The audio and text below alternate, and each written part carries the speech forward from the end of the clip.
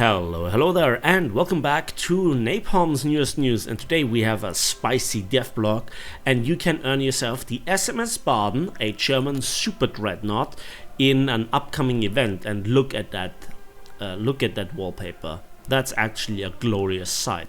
That never happened in reality, because the SMS Baden is the second ever completed Bayern class in reality, or in World War I.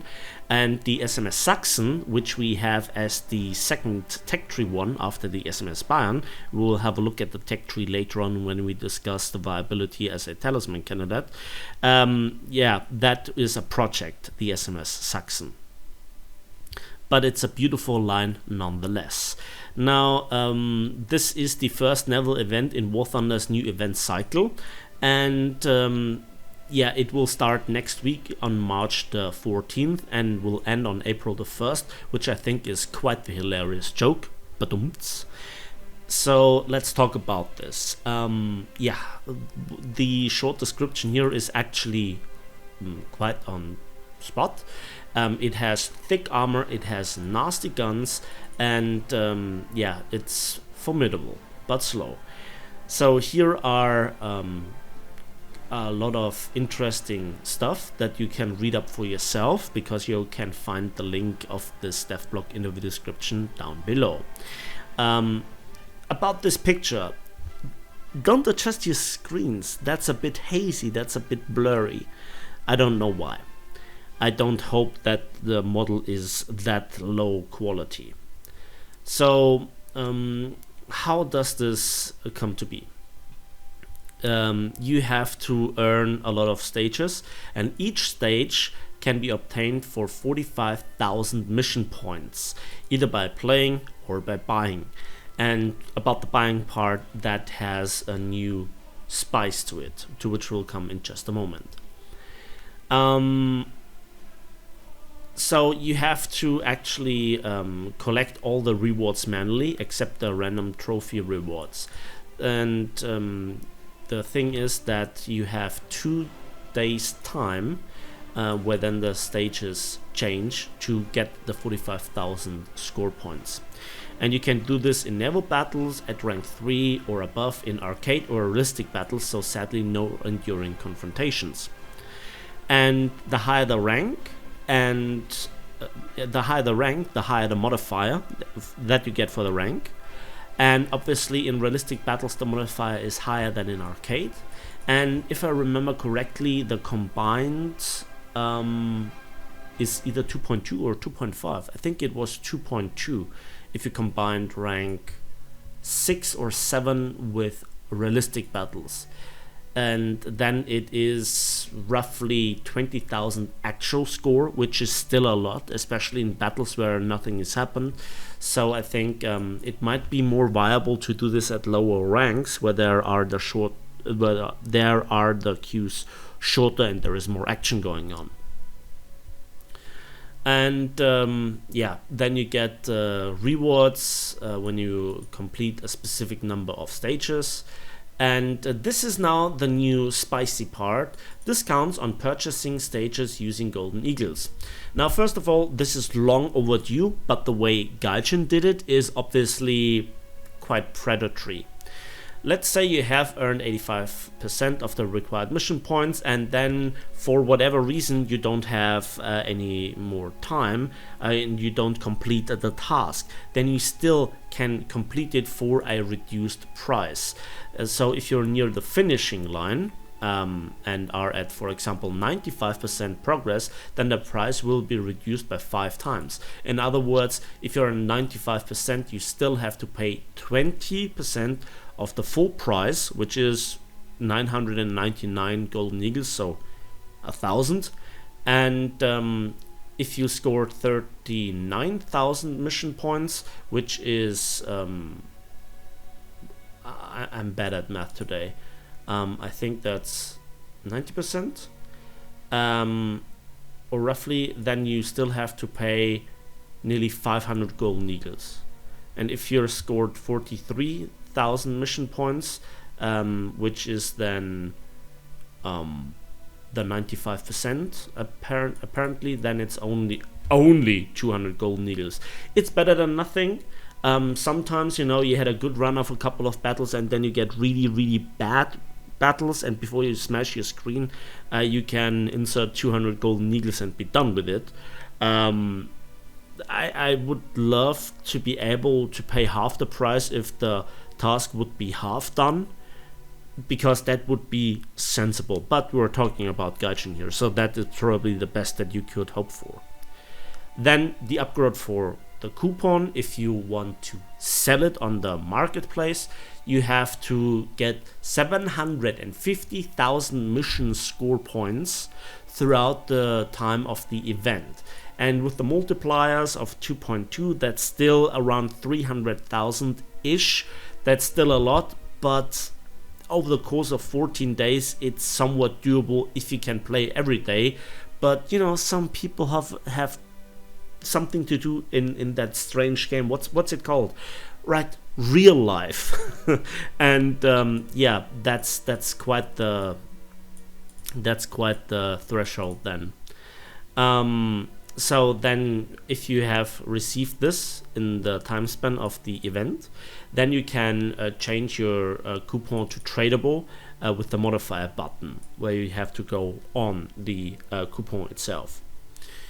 And that upgrade item is valid till the 4th of April, where you can do it, but you can only score the points till 1st of April, I think.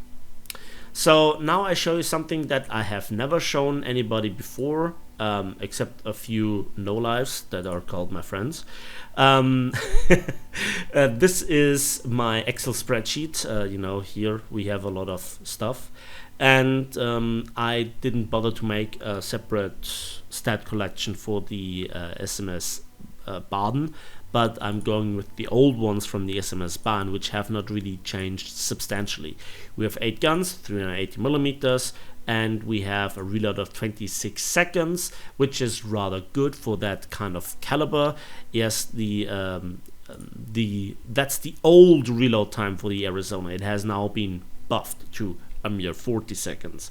So still, the DPM is 18.5 shells per minute, which is good for a ship with that caliber of guns and that amount of guns. But as you can see, there are plenty of other ships that just shoot many more shells per minute. You have actually, for World War I class super dreadnoughts, usable torpedoes, both in caliber and also in terms of range, speed, and most importantly TNT charge in the warhead. That actually goes just over the threshold of the best torpedo protection we have in the game, which can absorb 250 kilograms, and especially if you go into a really close combat knife fight with another dreadnought, then they mostly don't have torpedo protection at all.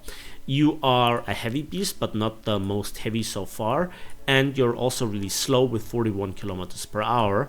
And your shells, they don't have the best penetration, and this penetration for that caliber isn't actually that good compared to, for example, the Hood, and it will get substantially worse in comparison to ships that will be there soon-ish. For example, the Japanese Nagato class, if I remember correctly, with 16.1 inch guns, they have significantly more penetration. But when you pen the enemy's armor, 25 kilograms of TNT equivalent bursting charge is not a joke. That hurts like a motherfucker. Then you also don't have HE at all, which would be funny with that caliber, but you have a sap shell that has somewhat decent penetration, and maybe that was changed, I'm not quite sure, and 67 kilograms of TNT, that's still the same. Cruisers hate this trick, that's all that I'm going to say. You also have plenty of heavy secondaries, so 5.9 inch guns, and they have a decent reload. The DPM for that kind of caliber with that kind of penetration is okayish. You're far away from the actual effectiveness of 5 inch from the US ships, especially the 5 inch 38s. That's just so much better, but not on the USS Arizona. And for the secondaries, well, you have HE, which is not good. You have SAP, and the SAP TNT charge is not that much better than from the AP, which has substantially more penetration. So AP is the way to go on the secondaries, in my opinion, except if you come across a patrol boat or something, then load the HE. The SAP is not really spectacular. And that's so far everything that there is to say about the ship. It barely has any AA at all, depending on how Gaijin exactly renders it, but you know, the ship was never complete. This ship was completed, and maybe it was somewhat modified, a bit more than the Bayern, but what can you expect? You won't find 40mm Bofors and proximity fuse 5-inch 38s radar assisted on that ship, and that's the only thing that really holds back aircraft. So there is that. Now let's have a look at the tech tree, and first let's have a look at that ship, because I really have a sweet spot for such ships. Their lines, their design, the simplicity, especially of the superstructure, the proportions, they just are something else. Don't get me wrong, World War II battleships are also really stylish, especially the Scharnhorst, the North Carolina class, but also the Yamato, the Bismarck, King George V. Even that one has some nice lines to it, but those ships, they are just fantastic to look at. I love them. And if you look at the tech tree, this will give the Germans yet another 7.0 top end of the line ship. This time it will be located here in the premium / event vehicle part of the tech tree, and that makes it an interesting candidate for a talisman. And don't orientate yourself on what I did here, that I haven't purchased the Saxon yet, but I put a talisman on the Bayern. That was a bit too much expectation with its effectiveness. If you have the Scharnhorst, you still have the best grinding machine, in my opinion, especially when farming those bot cruisers. But you know, you now can use 3 Bayern class ships without a backup, which is nice and also quite interesting. And when you get the ship in this event and you put a talisman on it, you still have to get through rank 1 to 3 with different ships, because you get a penalty even with a talisman.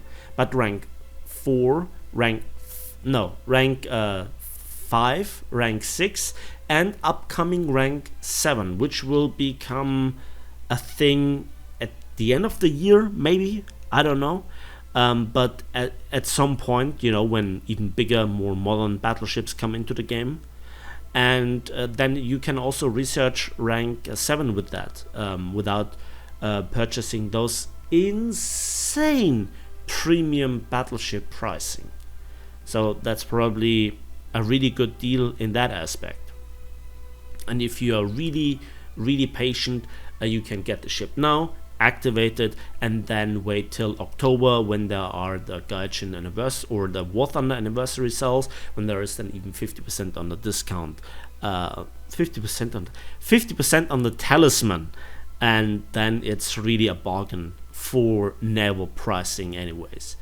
Gaijin will give Germany a really strong lineup, but unless some Austrian 12 gun 12-inch ship will come into the game, that's it. Especially particularly either till the Gneisenau comes in or the Bismarck class. As an intermediate solution, what's only left is for top tier for Germany, is the sister ship of the Scharnhorst, the Gneisenau, with the 15-inch conversion, which was planned, which was begun IRL before it then was bombed, while it was in harbor with the turrets removed. So there is that, and that's it for me today. Let's have a final look at this beautiful ship. I think it will be worth it if you're a naval enthusiast. I think the naval tasks are probably the easiest to get the score points for, compared to tanks and aircraft. But you know, be sure to check out the effectiveness of the various ranks, because just because you're playing with a top tier ship already doesn't mean you're scoring all the score points. Use a battle rating or a rank where you can farm freely, where you don't get pushed. Since the event has its own dynamics, I cannot actually predict where this is, but I guess the really good destroyers of rank 3, some of rank 4, will be the most interesting ones to look at. That's my prediction. I can be wrong, just, you know, switch around accordingly. And that's it for me today. Thanks for watching, thanks for listening. Please give this video a like with it, subscribe if you want to see more. For you it's just a couple of clicks, for me it means the world. And let me know what you want to see next, because right now I'm out of ideas what videos to do. And as usual, we will see each other in the skies, on the battlefields and on the waves of War Thunder.